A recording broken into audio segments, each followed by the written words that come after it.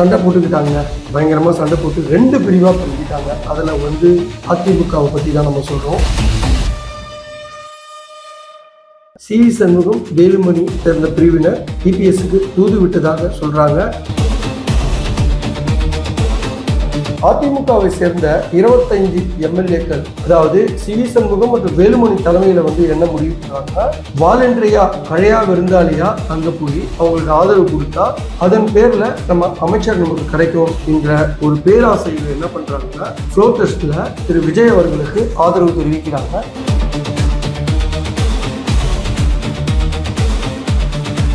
இப்போ உங்க மேல நிறைய வந்து, அதாவது முன்னாள் அமைச்சர்களான உங்க மேல நிறைய வழக்குகள் நிலுவையில் இருக்கு.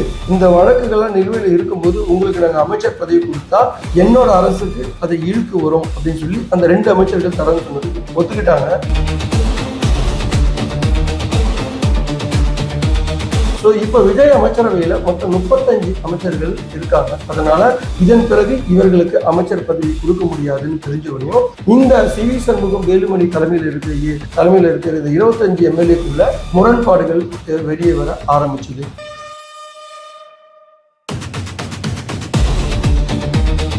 எங்களை இணைச்சிக்க தயாரா இருந்தா இபிஎஸ் தான் எங்க பொதுச் செயலாளர், நாங்க இணைய தயாரா இருக்கோன்ற மாதிரி இன்டைரக்டா இபிஎஸ்க்கு வந்து தூது விட்டாங்க.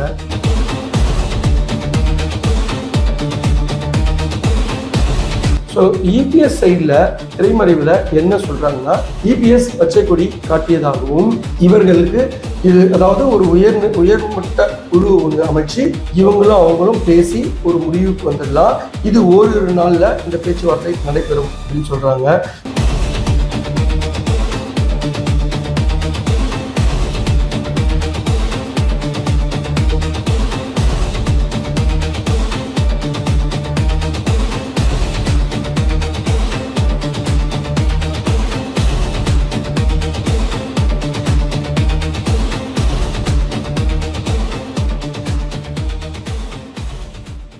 வணக்கம் HKS வாய்ஸ் மீடியா நேயர்களே. இன்னைக்கு நம்ம ஒரு முக்கியமான விஷயத்த டிஸ்கஸ் பண்ண போறோம். என்ன அப்படின்னா, சண்டை போட்டுக்கிட்டாங்க. பயங்கரமா சண்டை போட்டு 2 பிரிவா பிரிஞ்சிட்டாங்க. அதுல வந்து அதிமுகவை பத்தி தான் நம்ம சொல்றோம். அதுல இபிஎஸ் தலைமையில 22 எம்எல்ஏக்களும், சி.வி. சண்முகம் மற்றும் வேலுமணி தலைமையில 25 எம்எல்ஏக்களும் 2 பிரிவா பிரிஞ்சு அடிச்சுக்கிட்டாங்க. இன்று மீண்டும் சேருவதற்கு தயாராக இருப்பதாக சி.வி. சண்முகம், வேலுமணி சேர்ந்த பிரிவினர் இபிஎஸ்க்கு தூது விட்டதாக சொல்றாங்க. இதோட முழு பின்னணியை பத்தி தான் இன்னைக்கு உங்களோட விவாதிக்க போறோம். வாங்க நிகழ்ச்சிக்குள்ள போலாம். ஸோ என்ன நடந்தது, இதோட விவரங்களை முழுமையா தெரிஞ்சுக்கணும்னா கொஞ்சம் பின்னோக்கி போவோம். ஸோ அங்கிருந்து வரும்போது இப்ப இருக்கிற சினாரியோ உங்களுக்கு அப்பதான் ஈஸியா புரிய வரும். என்ன அப்படின்னா, 2026 சட்டமன்ற தேர்தலில் தாவேகா கட்சி 108 தொகுதியில வெற்றி பெற்று ஒரு தனி பெரும்பான்மை பெற்ற ஒரு கட்சியா 108 இடங்களை வெற்றி பெற்று இருந்தது இல்லவா? ஸோ இதுல வந்து மெஜாரிட்டி, அதாவது 118 மேஜிக் நம்பரான எடுக்காம போனதுனால அவங்க பிற கட்சிகளோட உதவிய நாட வேண்டி இருந்தது.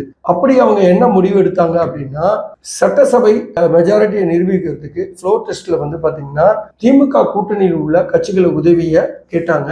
அதன்படி 118 எம்எல்ஏக்கள் ஆதரவு அவங்களுக்கு கிடைச்சது. இதுக்கிடையில அதிமுகவை சேர்ந்த 25 எம்எல்ஏக்கள், அதாவது சி.வி. சண்முகம் மற்றும் வேலுமணி தலைமையில வந்து என்ன முடிவு பண்றாங்கன்னா, வாலண்டரியா பழையா விருந்தாளியா அங்க போய் அவங்களுக்கு ஆதரவு கொடுத்தா அதன் பேர்ல நம்ம அமைச்சர் நமக்கு கிடைக்கும் என்ற ஒரு பேராசையில் என்ன பண்றாங்கன்னா, ஃப்ளோர் டெஸ்ட்ல திரு விஜய் அவர்களுக்கு ஆதரவு தெரிவிக்கிறாங்க.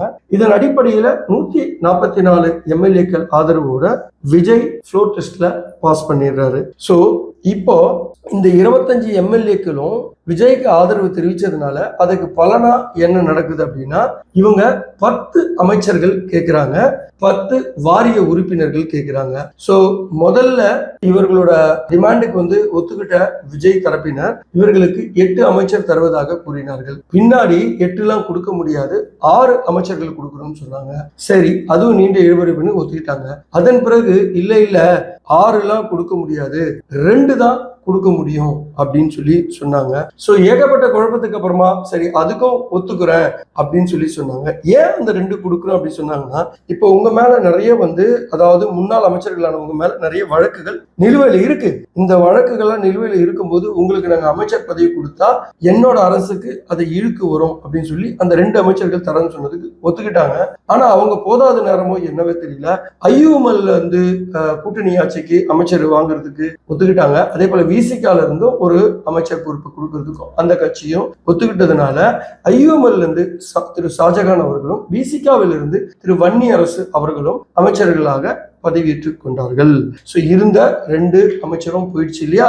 ஸோ இப்போ விஜய் அமைச்சரவையில மொத்தம் 35 அமைச்சர்கள் இருக்காங்க. அதனால இதன் பிறகு இவர்களுக்கு அமைச்சர் பதவி கொடுக்க முடியாதுன்னு தெரிஞ்சவனையும் இந்த சி.வி. சண்முகம், வேலுமணி தலைமையில் இருக்கிற இந்த 25 எம்எல்ஏக்குள்ள முரண்பாடுகள் வெளியே வர ஆரம்பிச்சது. இந்த முரண்பாடுகள் வெடிக்கவே நேற்றைய தினம் எஸ்பி வேலுமணி அவர்கள் ஒரு பத்திரிகையாளர் சந்திப்புல என்ன சொல்றாரு அப்படின்னா, நாங்க அமைச்சர் கேட்டு அங்க போகவே இல்லை, இந்த பத்திரிகைகளும் ஊடகங்களும் தவறா சித்தரிக்கிறாங்க, நாங்க மக்கள் பெரும்பான்மையானவர் தாவேக்காக ஆதரவு தெரிவிச்சதுனால மக்களோட ஆதரவின் அடிப்படையில தான் நாங்க அவங்களுக்கு ஆதரவு கொடுத்தோம், அவங்களுக்கு சாதகமாக நாங்க சட்டசபையில வாக்குகள் அளிச்சோம். சோ எங்களை மீண்டும் எங்களை இணைச்சிக்க தயாரா இருந்தா இபிஎஸ் தான் எங்க பொதுச் செயலாளர், நாங்க இணைய தயாரா இருக்கோன்ற மாதிரி இன்டைரக்டா இபிஎஸ்க்கு தூது விட்டாங்க.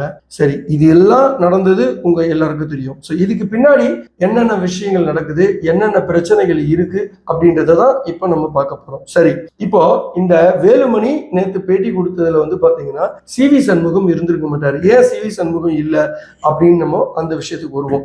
சரி, இதுல 25 எம்எல்ஏக்களை ஒரு தரப்பினர் என்ன சொல்றாங்கன்னா, அதாவது வேலுமணி தலைமையில் இருக்கிறவங்க என்ன சொல்றாங்க அப்படின்னா, மீண்டும் இபிஎஸ்ஐ பொதுச் செயலாளராக நாங்கள் எடுத்துக்கிறோம். ஆனா எங்களுக்கு ஒரே ஒரு டிமாண்ட் என்னன்னா, ஏற்கனவே நாங்க வகித்த கட்சி பதவிகள், அதாவது மாவட்ட செயலாளர், தலைமை நிலை செயலாளர், இந்த மாதிரி எல்லாம் பொறுப்புலாம் இருந்தது இல்லையா, இதெல்லாம் எங்களுக்கு திருப்பி கொடுத்துட்டா இதையெல்லாம் நாங்க மீண்டும் இணையறதுல இபிஎஸ் தலைமை ஏற்று வர்றதுல எங்களுக்கு எந்தவித பிரச்சனையும் இல்லை அப்படின்னு சொல்லி எஸ்பி வேலுமணி தரப்பினர் சொல்றாங்க.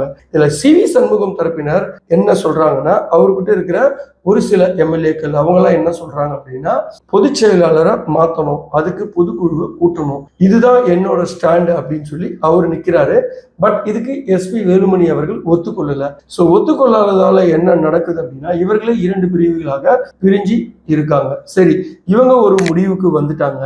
ஸோ இப்போ இபிஎஸ் சைடு இவர்களோட முடிவுக்கு ஒத்துக்கிட்டாரா அப்படின்னு நாம பார்க்கலாம். ஸோ இபிஎஸ் சைட்ல திரைமறைவுல என்ன சொல்றாங்கன்னா, இபிஎஸ் பச்சை கொடி காட்டியதாகவும் இவர்களுக்கு இது அதாவது ஒரு உயர்மட்ட குழு ஒன்று அமைச்சு இவங்களும் அவங்களும் பேசி ஒரு முடிவுக்கு வந்துடலாம், இது ஓரிரு நாள்ல இந்த பேச்சுவார்த்தை நடைபெறும் அப்படின்னு சொல்றாங்க. ஸோ அப்ப இபிஎஸ் தரப்புல இருந்து இவர்களுக்கு மீண்டும் பழைய பதவி கொடுத்துடலாமா அப்படின்னு கேட்டா, அது மட்டும்தான் இபிஎஸ் தரப்புல உத்தரவாதம் அளிக்கப்படவில்லை. பின்னாடி பேசிக்கலாம், இப்போ பதவி கொடுத்தவங்களை நம்ம டிஸ்டர்ப் பண்ண வேண்டாம், ஏன்னா நிறைய பேர் மாவட்ட செயலாளர்கள் மாத்திருக்கோம், உடனடியாக அவங்க டிஸ்டர்ப் பண்ண அவங்க ரொம்ப வருத்தப்படுவாங்க, ஆகையால என்ன பண்ணலாம்னா நீங்க இப்போதைக்கு வாங்க பின்னாடி பேசிக்கலாம்னு சொல்றாங்க. இதுதான் முரண்பாடா இருக்கு. சரி, ஒரு கால் பொதுக்குழுவை சி.வி. சண்முகம் சொல்வது போல பொதுக்குழுவை கூட்டிடலாம். சரி, கூட்டுறதற்கு அதிமுகவுல பைலா என்ன சொல்லுது அப்படின்னா, பொதுக்குழுவில் இருக்க உறுப்பினர்கள் 5இல் 1 பங்கு, அதாவது 5ல் 1 பங்கு கையெழுத்துக்களே பொதுச் செயலாளரிடம் சென்று கொடுத்தா பொதுக்குழுவை கூட்டணும். இதுதான் அதிமுகவோட பைலாவில் இருக்கு. சரி, பொதுக்குழுவை கூட்டிடலாம். இவங்க 25 பேருக்குள்ள நடந்த விவாதங்களை பத்தி நம்ம சொல்றோம். பொதுக்குழுவை கூட்டிடலாம், கூட்டிட்டு விவாதங்கள் நடத்தலாம். ஆனா பொதுச் செயலாளரை மாத்தணும் அப்படின்னா பொதுக்குழு உறுப்பினர்ல இருக்கிற 3இல் 2 பங்கு, அதாவது 3இல் 2 பங்கு, அதாவது 66% பாத்தீங்கன்னா பொதுச் செயலாளர் மாத்துறதுக்கு இசைவு தெரிவிக்கணும். அதாவது அவங்க கையெழுத்து போட்டு பொதுச் செயலாளர் மாற்றத்துக்கு இசைவு தெரிவிக்கணும். அப்படி நடக்குமான்னு கேட்டா நிச்சயமா நடக்காது அப்படின்றதுதான் பொதுவா இருக்கிற அரசியல் விமர்சகர்கள் சொல்றது. ஏன் அப்படின்னா, இவங்க பொதுக்குழு கூட்டுறதுக்கு என்னமோ 1000 பேர் கையெழுத்து வாங்கி வச்சிருக்காங்க. ஆனா கிட்டத்தட்ட 3500 பேர்ல 2600 பேர்கிட்ட இவங்க பொதுச் செயலாளர் மாத்துறதுக்கு கையெழுத்து போடுவாங்க கேட்டா போட மாட்டாங்க. அப்போ ஒரு கால் ஃபெயில் ஆயிடுச்சுன்னா எடப்பாடி பழனிசாமி அவர்கள் நம்மள சும்மா விட மாட்டாரு அப்படின்றதுதான் வேலுமணி டீமோட அவங்க கூட இருக்கிற ஒரு குழு எம்எல்ஏக்களோட ஒரு முடிவாக பார்க்கப்படுகிறது. அதை விட என்ன பண்ணலாம்னா, எடப்பாடி பழனிசாமி கிட்ட சரண்டர் ஆயிடலாம் அப்படின்றது எஸ்பி வேலுமணி அவர்களோட குழுக்களோட முடிவு. சரி, சண்முகத்தை சேர்த்துக்கிறதுக்கு எடப்பாடி பழனிசாமி ஒத்துக்கிட்டாரா அப்படின்னு கேட்டா இல்லைங்க, எடப்பாடி பழனிசாமி நான் யாரை வேணா சேர்த்துப்பேன், சிவி சண்முகத்தை மட்டும் சேர்த்துக்கொள்ள மாட்டேன் அப்படின்றதுதான் எடப்பாடி பழனிசாமியோட வாதமா இருக்கு. ஸோ இங்கேயும் அங்கேயும் மாறி மாறி சண்டை போட்டுக்கிறாங்க. ஸோ முடிவுல என்ன நடக்க போகுது அப்படின்றத உங்களை போல நானும் பொறுத்திருந்து பார்க்க போகிறேன். நன்றி. மீண்டும் அடுத்த நிகழ்ச்சியில உங்களை நான் சந்திக்கிறேன்.